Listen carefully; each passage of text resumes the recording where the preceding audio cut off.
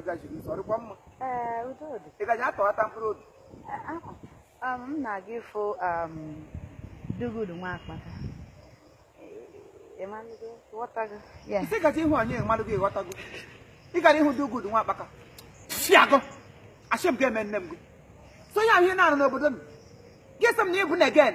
Na m wuro gị ọzọ. Gị leta anya n'obodo nwere onye eze ga-aga ịhụ ya Dugudu nwa akpaka. I wonder. Asị m ele ihe tigre gị n'ụdị kọndishọn mini. Gị na-agbachega. Anaghị na-ayọ ejega yaga. Gị na-agba. Ị gaji iri senkrede. Ị gaji ka obi ego ọkwụrụ. Ị gaji ka orie ego bankịrị nwanne. Onye arụrụ ala. Akpọpụta igbo mmachi. Eche ma mọsọ ji gị mọsọ obi gị n'ime. Amamihe iwu haịlọtụ. Ka ileta anya n'obodo na-egbodo onye ọzọ ịhụrụ ị ga-agakwu n'ọsị nga anwụ na-eke. Obi ego aka na ihe na maka tupu obecha gị ọkụrụ nke gị si na mmanụ pụọ. Enweghị onye riri gị bankịrị gị eri oche gị iloshọ. Onye akpaghị aka gị bụrụ ọrịa o buru na branda polulu. Branda aga n'ime gị dị diskaded. Ọ bụ ibe ego na ọbụrụ onwe ha na-arụ Chineke ọrụ. Ndị echekwara na iwu onye nsọ. Amamihe iwu underground harlot. Ọ bụ obere enweghị grade.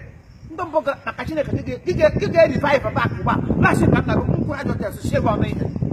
Ọsọsọ asị m egbe elu gbagbuo ego.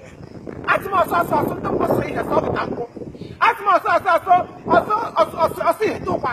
Bụrụ gị ote fọ ọgwụ fọmuleke. Ị na-agacha ahụ Dugudu nwa akpaka.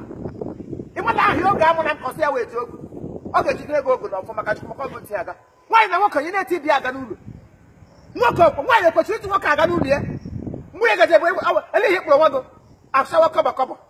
Ọwashi ma revive egbe onye gwa agbagbu ego ndị mmadụ fọrọ ya agọ. Ahụ kelele ego gị na ahụ ga ara yọgọ. Ị gaji ka afọ tụọ oge ya. Nwa agbọghọ bịara enwe dị kredi. Lusikaded ihe ha na privilege. Ọ ihe bụ mba. Kama, kega aga. Come on, yeah.